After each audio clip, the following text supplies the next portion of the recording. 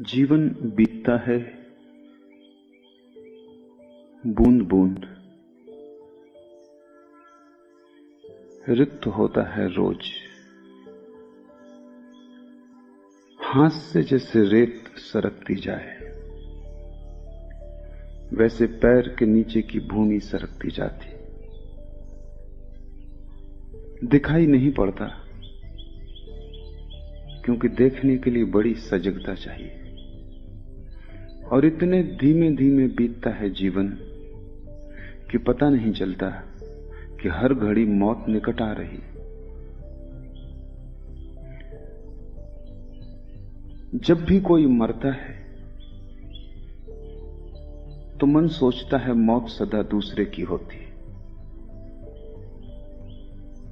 मैं तो कभी मरता नहीं, कोई और मरता है, पड़ोसी मरता है। लेकिन हर मौत तुम्हारी मौत की खबर लाती। जो पड़ोसी को हुआ वही तुम्हें भी हो जाने वाला है। आखिरी क्षण तक भी होश नहीं आता, गफलत में, बेहोशी में। अपने ही हाथ से आदमी अपने को समाप्त कर लेता है। और जो भी तुम कर रहे हो उसका कोई भी आत्यंतिक मूल्य नहीं है। कितना ही धन कमाओ, कितनी ही पद प्रतिष्ठा मिले, मौत सभी कुछ साफ कर देती। मौत सब मिटा देती। तुम्हारे बनाए सब घर ताश के पत्तों के घर सिद्ध होते हैं, और तुम्हारे द्वारा तैराई गई सभी नावें कागज की नावें सिद्ध होती। सब डूब जाता है। जिसे ये होश आना शुरू हो गया कि मौत है, उसी के जीवन में धर्म की किरण उतरती। मौत का स्मरण धर्म की प्राथमिक भूमिका है। अगर मृत्यु न होती तो संसार में धर्म भी न होता। मृत्यु है इसलिए धर्म की संभावना है। और जब तक तुम मृत्यु को झुठलाओगे तब तक तुम्हारे जीवन में धर्म की किरण न उतरेगी।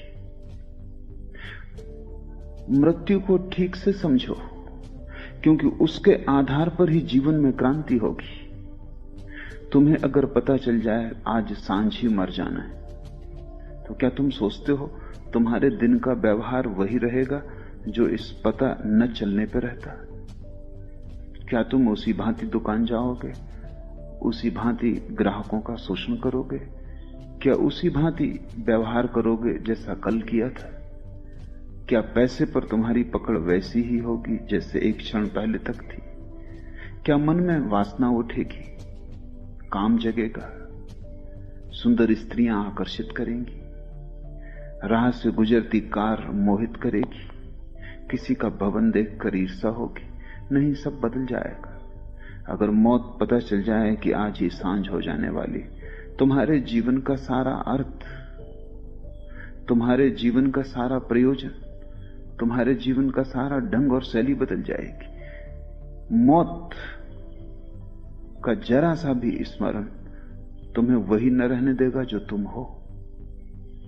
और तुम जो हो बिल्कुल गलत हो, क्योंकि सिवाय दुख के और तुम्हारे होने से कुछ भी फल नहीं आता है। फल लगते हैं निश्चित, केवल दुख के लगते हैं। फल लगते हैं निश्चित, तुम्हारी आशाओं के अनुकूल नहीं, न तुम्हारे स्वप्नों के अनुसार। फल लगते हैं तुम्हारी आशाओं के विपरीत, तुम्हारे सपनों से बिल्कुल उल्टे। जीवन के अंत में सिर्फ राख छूट जाती है हाथ में, और एक विषाद और एक गहन पीड़ा के एक और अवसर खो गया। इसलिए तो मरते वक्त लोग इतने दुखी और पीड़ित मरते हैं। अन्यथा अगर जीवन की चरितार्थता उपलब्ध हुई हो और जीवन की धन्यता को जाना हो और जीवन एक गीत बन गया हो, जिसे कबीर कहते हैं सुमरन बन गया हो, एक याददाश्त कि मैं कौन हूं, तो मृत्यु तो एक महोत्सव हो जाएगी। क्योंकि वो तो सारे जीवन की परिपूर्णता है, वो तो सारे जीवन का निचोड़ सार है। तब मृत्यु मृत्यु न होगी, महाजीवन में प्रवेश हो जाएगी। जो जान के जीता है उसकी मृत्यु समाधि हो जाती है, जो अनजान जीता है उसका जीवन भी मृत्युवत है। जो होश से जीता है वो मरता ही नहीं, जो बेहोशी में जीता है वो कभी जीता ही नहीं। उसका जीवन एक प्रवंचना है। और स्वभावतः जिनके बीच तुम पैदा हुए हो वे ऐसे ही मुर्दे हैं और उनके पीछे ही तुम चल रहे हो। कबीर कहते हैं, पीछे लागा जाई था लोक वेद के साथ, लोगों के पीछे चला जा रहा था। जहां लोग जा रहे थे वहीं मैं चला जा रहा था, उनका अनुसरण कर रहा था। इस बात को बिना सोचे कि वे उतने ही अंधे हैं जितना मैं हूं, बिना ये सोचे कि इस सारी भीड़ का क्या अंत होता है, आदमी भीड़ के साथ चलता है। बड़े गहरे कारण हैं, वो समझ लेने जरूरी। समाज व्यक्ति का शत्रु है। समाज तुम्हें भेड़ों की भांति चाहता है, व्यक्तियों की भांति नहीं, क्योंकि व्यक्ति के साथ ही बगावत का स्वर शुरू हो जाता है। व्यक्ति के साथ ही होश, और जैसे ही होश की पहली किरण उतरी कि व्यक्ति अपने मार्ग को खोजने में लग जाता है, फिर वो भीड़ के पीछे नहीं चलता। कितना ही सुंदर राजपथ हो, कितना ही साफ सुथरा हो, कंटकाकीर्ण ना हो, फिर भी वो भीड़ की पीठ के साथ नहीं चलता, वो अपना रास्ता बनाना शुरू करता है। होश जैसे ही आया कि तुम समाज से टूट जाते हो, तुम पहली दफा स्वयं होते हो, और स्वयं होने में बगावत है, विद्रोह है, क्रांति। इसलिए कोई समाज बर्दाश्त नहीं करता व्यक्ति को। जन्म की पहली क्षण से लेकर मृत्यु की आखिरी घड़ी तक समाज व्यक्ति को नष्ट करने की कोशिश करता है, दबाता है, हर तरह से तुम्हें तोड़ता है। तुम कहीं आत्मवान न हो जाओ, क्योंकि तुम अगर आत्मवान हुए तो समाज का नियंत्रण तुम पर न हो सकेगा। अब तक किसी आत्मवान व्यक्ति पर समाज नियंत्रण नहीं कर सका, सिर्फ मुर्दों को काबू में रख सकता है। जिंदा व्यक्ति एक आग है, उसे हाथ में बांध के रखना आसान नहीं, उसके ऊपर कोई बंधन नहीं हो सकते। तुम जिंदा व्यक्ति को कारागृह में डाल सकते हो, लेकिन कैदी नहीं बना सकते। तुम जंजीरें पहना सकते हो, लेकिन तुम उसकी स्वतंत्रता नहीं छीन सकते। उसकी स्वतंत्रता आंतरिक है, वो उसकी स्वतंत्रता है। इसलिए सभी समाज बिना किसी अपवाद के, चाहे वे पूंजीवादी हों, चाहे समाजवादी हों, चाहे साम्यवादी हों, सभी समाज व्यक्ति के दुश्मन हैं। और समाज में होने वाली कोई भी क्रांति वास्तविक क्रांति नहीं है, धोखा है। चाहे फ्रांस में हो, चाहे रूस में, चाहे चीन में, सभी क्रांतियां धोखे हैं। क्योंकि क्रांति कुछ भी करती नहीं, समाज के एक ढांचे को दूसरे ढांचे से बदल देती है। एक गुलामी की जगह दूसरी गुलामी आ जाती है, और स्वभावतः दूसरी गुलामी पहली गुलामी से अक्सर ज्यादा ताकतवर सिद्ध होती, क्योंकि नई होती। पुरानी गुलामी जराजीर्ण हो गई होती, उसमें से छेद होते हैं निकलने के बाहर, उसकी दीवारें गिर गई होती हैं, उसके द्वार दरवाजे कमजोर हो गए होते हैं, उसके पहरेदार शिथिल हो गए होते हैं, कारागृह का मालिक आश्वस्त हो गया होता है कि सब ठीक चल रहा है, सो जाता है। नई गुलामी पुरानी गुलामी से हमेशा ज्यादा मजबूत होती, क्योंकि कारागृह नए बनते हैं, द्वार दरवाजे मजबूत बनते हैं, और नए समाज की व्यवस्था जानती है कि जिस तरह हमने पुरानी व्यवस्था को तोड़ दिया, कोई दूसरी बगावत इस व्यवस्था को न तोड़ दे। इसलिए नई व्यवस्था पुरानी से ज्यादा कुशल होती। जार के जमाने में रूस में जितनी आजादी थी, उतनी स्टालिन के जमाने में न रही। और चांगकाई शेक के साथ चीन में जितनी स्वतंत्रता थी, उतनी माओ के साथ न रही। गर्दन और कस जाती है, क्योंकि क्रांति, असली क्रांति से बचाव करने की व्यवस्था है। असली क्रांति सिर्फ एक है कि व्यक्ति समाज से मुक्त हो जाए। मुक्त होने का यह अर्थ नहीं है कि समाज में नियम है कि रास्ते पर बीच में मत चलो तो वो बीच में चलने लगे। वो तो मूढ़ता होगी, मुक्ति ना होगी। मुक्त हो जाने का अर्थ स्वच्छंदता नहीं है, क्योंकि जो स्वच्छंद होगा वो समझा ही नहीं। स्वच्छंदता तो गुलामी की ही उल्टी तस्वीर है। स्वतंत्रता न तो स्वच्छंदता है और न गुलामी, वो दोनों के मध्य में एक परम जागरण है। वैसा व्यक्ति समाज का दुश्मन नहीं होता, पर वैसा व्यक्ति समाज की छाया भी नहीं होता। जहां तक समाज की गौण व्यवस्था का संबंध है वो हमेशा राजी होता है, क्योंकि उसका कोई मूल्य ही नहीं है। रास्ते पर नियम है भारत में कि बाएं चलो, अमेरिका में कि दाएं चलो, क्या फर्क पड़ता है? चाहे दाएं चलो चाहे बाएं चलो, एक बात तय है कि सभी लोग एक ही तरफ चलें ताकि रास्ते पर सुविधा रहे। बाएं चलने से भी काम चल जाता है, दाएं चलने से भी काम चल जाता है, लेकिन सभी लोग बाएं दाएं इकट्ठा चलने लगे तो काम ना चलेगा, तो अड़चन होगी। ये गौण नियम है, ये कोई शाश्वत नियम नहीं है, और न इनमें कोई नीति है, और न कोई इनमें परमात्मा का हाथ है, हस्ताक्षर है। समाज की सुविधा है। स्वतंत्र व्यक्ति समाज की सुविधा में बाधा नहीं डालता, सहयोगी होता है, लेकिन समाज की सुविधा के लिए अपनी आत्मा को खोने को राजी नहीं होता। जहां तक बाएं दाएं चलने का सवाल है, बिल्कुल राजी होता है, लेकिन जहां समाज आग्रह करता है कि तुम अपनी आत्मा ही खो दो, वहां वो उस आग्रह को ठुकरा देता है। लेकिन समाज को उससे कोई बाधा भी नहीं आती, क्योंकि आत्मा कोई रास्ते का ट्रैफिक नहीं है। वहां तुम बिल्कुल अकेले हो, वहां दूसरा है ही नहीं, इसलिए वहां समाज के नियमन की कोई भी जरूरत नहीं। लेकिन समाज को खतरा है। खतरा यह है कि आत्मवान व्यक्ति दबाया नहीं जा सकता, आत्मवान व्यक्ति झुकाया नहीं जा सकता, और आत्मवान व्यक्ति संक्रामक होता है, जो और भी बड़ा खतरा है। क्योंकि जैसे ही कोई व्यक्ति आत्मवान होता है, उसके आसपास हवा फैलने लगती है आत्मवत्ता की, भगवत्ता की। दूसरे लोग भी आत्मवान होने लगते हैं, और अगर बहुत लोग रास्ते को छोड़कर अपने रास्ते और पगडंडियां खोजने लगे, तो वो जो राजपथ का बल है वो टूट जाता है, समाज निर्बल हो जाता है।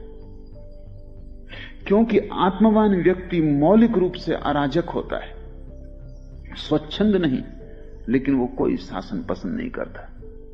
इसलिए तो कबीर कहते हैं कि जब अब मैं हरि ही हो गया तो किसके सामने सिर झुकाना।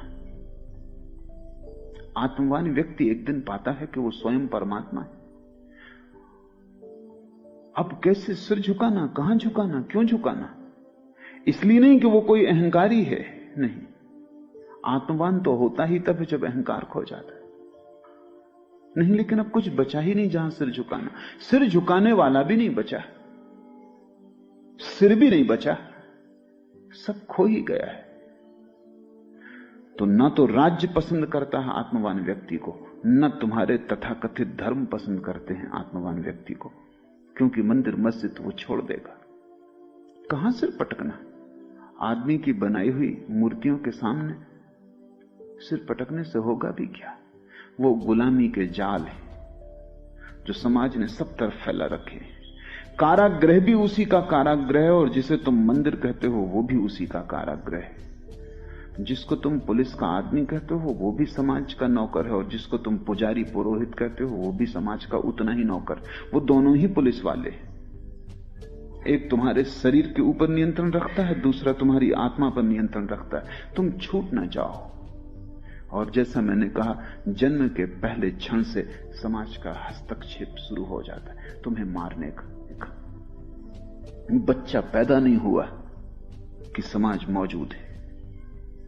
जैसे ही बच्चा पैदा होता है, नवीनतम खोजें कहती हैं विज्ञान की कि जैसे ही बच्चा पैदा होता है, सारी दुनिया में दाइयां, डॉक्टर, नर्सेस बच्चे की नाल को तत्क्षण काट देते हैं। और नवीनतम विज्ञान की शोधें कहती हैं कि बच्चे की नाल को तत्क्षण काटना सदा के लिए उसे कमजोर बना देना है, सदा के लिए।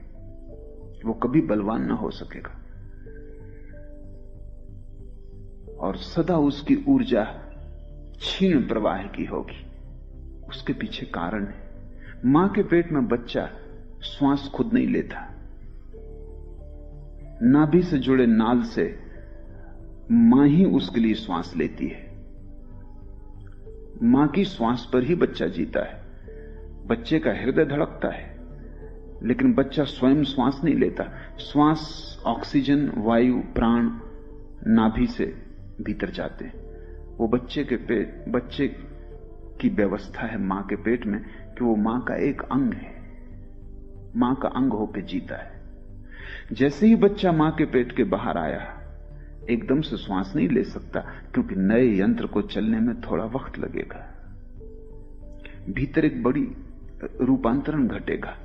अभी तक नाभि से सांस ली थी, अब नाक से सांस लेगा। एक नई व्यवस्था शुरू होगी। इसमें कोई 5 मिनट 7 मिनट लगते हैं, लेकिन हम बच्चे की नाल तत्क्षण काट देते हैं, जबकि बच्चा मां से अभी नाल के द्वारा सांस ले ही रहा था। 5-7 मिनट में रूपांतरण हो जाएगा, बच्चा सांस लेने लगेगा, उसका हृदय फड़कने लगेगा। तब तुम नाल को काटना, क्योंकि अब बच्चा स्वयं अपनी ऊर्जा को पाने लगा। ज्यादा देर नहीं लगती, 5-7 मिनट का ही मामला है, लेकिन धैर्य नहीं है समाज को।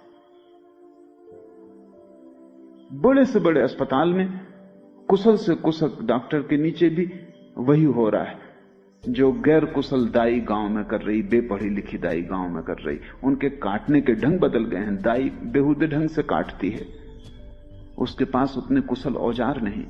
डॉक्टर बड़ी कुशलता से काटता है, उसके पास सुविधा संपन्नता है, सारे कुशल औजार हैं, लेकिन दोनों एक ही काम कर रहे हैं।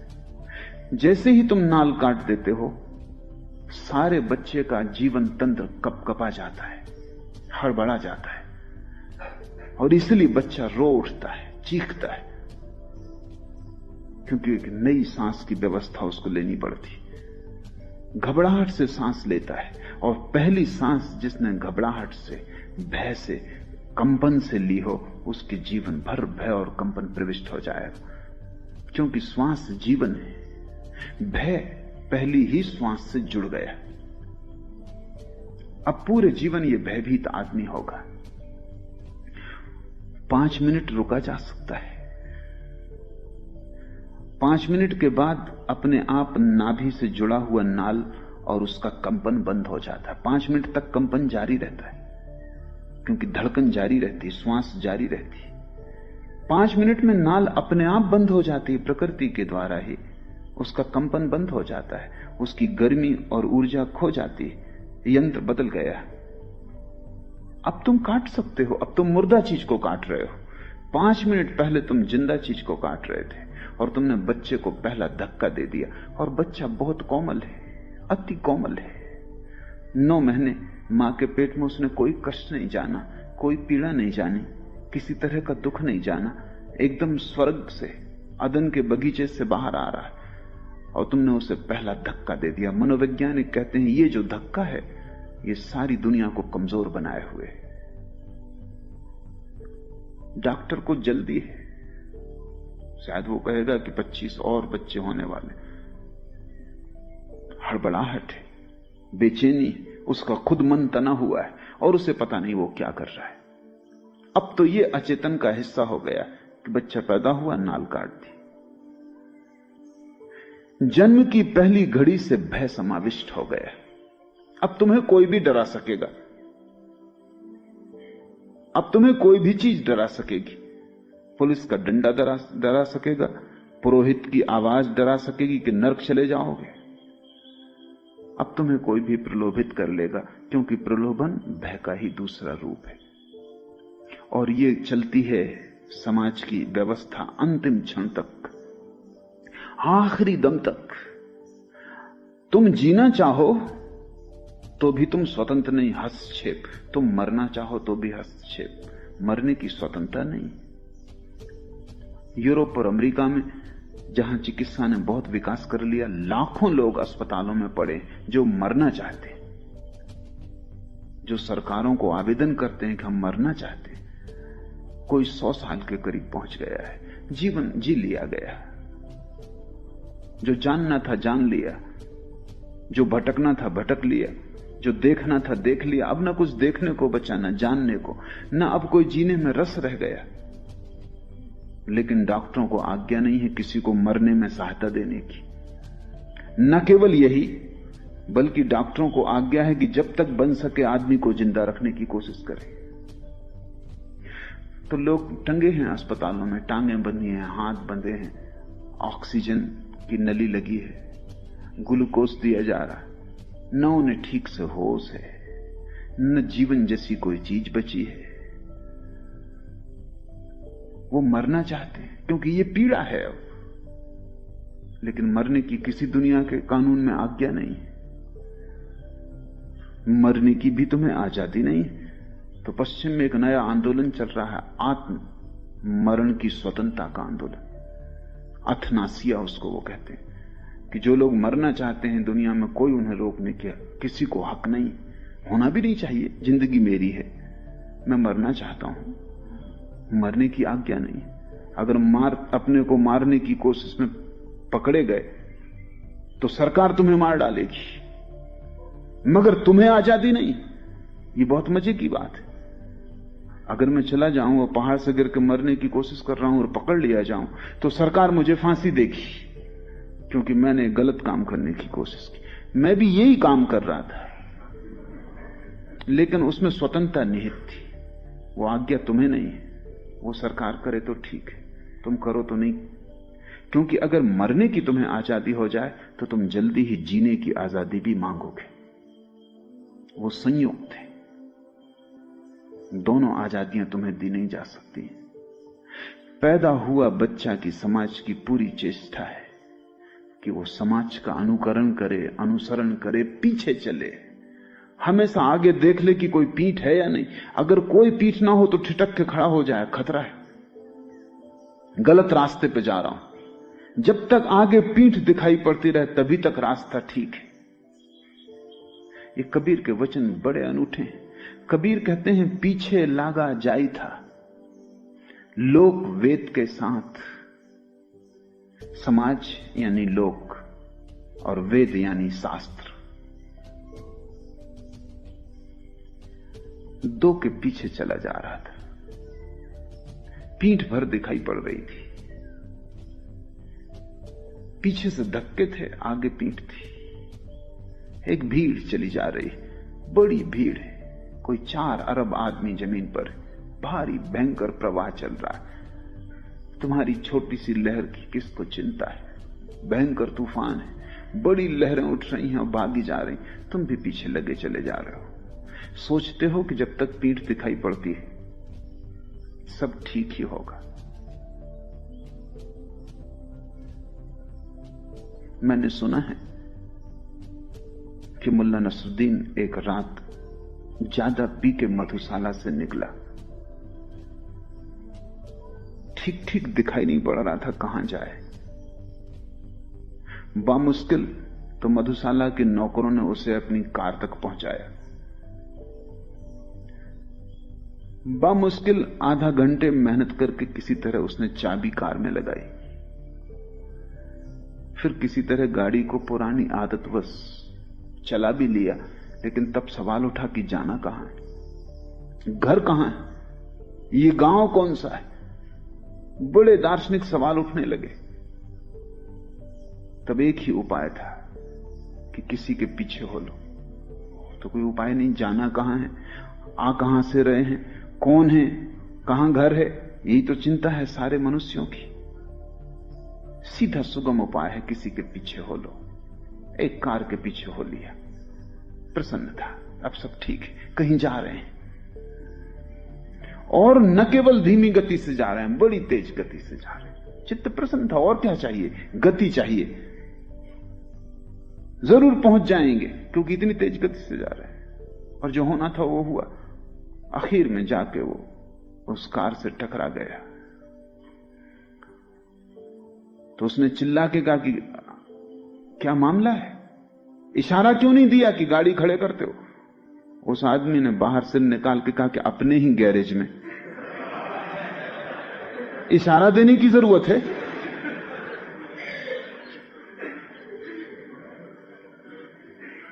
पीछे लागा जाई था लोक वेद के साथ, वही गति तुम्हारी है, किसी के पीछे लगे जा रहे हो। पीछे इसलिए नहीं लगे हो कि जो जिसके पीछे लगे हो वो जानता है, पीछे सिर्फ इसलिए लगे हो कि तुम नहीं जानते हो कि कहां जाना है। और जब तुम नहीं जानते हो तो तुम किसी के भी पीछे लगो, कैसे पहुंच जाओगे? और तुम थोड़ा ये भी तो विचार करो कि वो दूसरा भी किसी के पीछे लगा है। तुम अपनी पिता की मान रहे हो, तुम्हारे पिता उनके पिता की मानते रहे, उनके पिता उनके पिता के मानते रहे। तुम थोड़ी यात्रा करो पीछे की तरफ, तो तुम पाओगे कि सभी लोग एक दूसरे के पीछे लगे, और कौन कहां पहुंचता है। इस जगत में थोड़े से लोग कहीं पहुंचते हैं, वे ही लोग हैं जो किसी के पीछे नहीं चलते। बुद्ध कहीं पहुंचते हैं क्योंकि लोगों के पीछे नहीं चलते। बेहतर है ना चलना, बेहतर है बैठ जाना, बेहतर है निश्चित कर लेना ठीक से कि जाना भी है या नहीं। साफ हो गंतव्य तो थोड़ी ही यात्रा है मंजिल तक। गंतव्य का ही पता ना हो, अपना भी ठौर ठिकाना ना हो कि कौन हूं, इसका भी कोई पक्का पता ना हो कि जाना भी है या नहीं जाना, या कहां जाना है, तब तुम किसी के पीछे लग के कितने ही चलते रहो, तुम्हारी यात्रा कोल्हू के बैल की यात्रा सिद्ध होगी। चलोगे बहुत, पहुंचोगे कहीं भी नहीं। चलोगे बहुत क्योंकि गोल घेरे में चलते सकते हो जितना चलना चाहो। थकोगे रोज, सांझ थक के फिर गिर जाओगे, सुबह उठ के फिर लोकवेद के साथ हो जाओगे। लोक मौजूद भीड़ और वेद जो भीड़ जा चुकी, मुर्दों की भीड़। दो भीड़ें तुम्हें घेरे हुए, जिंदा तो तुम्हें पकड़े हुए हैं, जो मर गए उनके हाथ भी तुम्हारी गर्दन पे। वेद का अर्थ है जो अब नहीं है, उनके वचन तुम्हें सता रहे हैं, उनको तुम छाती से लगाए बैठे हो। जरूर उन्होंने कुछ जाना होगा,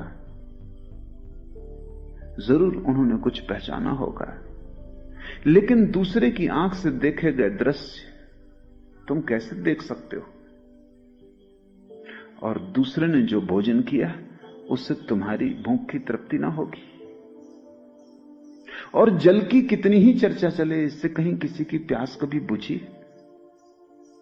कोई तुम्हें बिल्कुल लिख के ही दे दे जल का सूत्र H2O, तुम उस कागज को लिए जिंदगी भर घूमते फिरो तो भी कंठ की प्यास उससे ना बुझेगी। तुम उस कागज के मंत्र को घोल के पी जाओ तो भी तुम्हारी प्यास ना बुझेगी। H2O से प्यास नहीं बुझती। H2O यानी वेद। जिन्होंने जाना उन्होंने सूत्र लिख दिए, लेकिन किसी सूत्र में उनका ज्ञान समाविष्ट नहीं होता। कोई सूत्र जो उन्होंने जाना है उसे प्रकट नहीं कर सकता, कोई शब्द सत्य को प्रकट करने में समर्थ नहीं। यही फर्क है सद्गुरु और वेद में। वेद सद्गुरुओं के वचन है, लेकिन सद्गुरु जा चुका, अब खाली वचन रह गए। ऐसा समझो कि सांप तो जा चुका, उसकी खोल पड़ी रह गई। ऐसा समझो कि बुद्ध तो जा चुके, उनके चरण चिन्ह रेत पर बने रह गए, तुम उन चरण चिन्हों पर सिर रखे पड़े हो।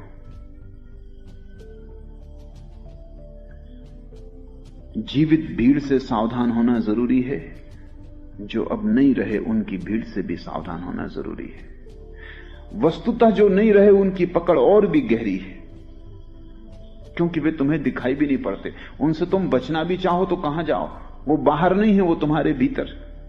हिंदू पैदा होते से ही वेद की पूजा में लग जाता है, मुसलमान पैदा होती से कुरान को रटन में लग जाता है, जैन पैदा होती से महावीर को कंठस्थ कर लेता है। अब ये जो लकीरें छूट गई हैं जमीन पर,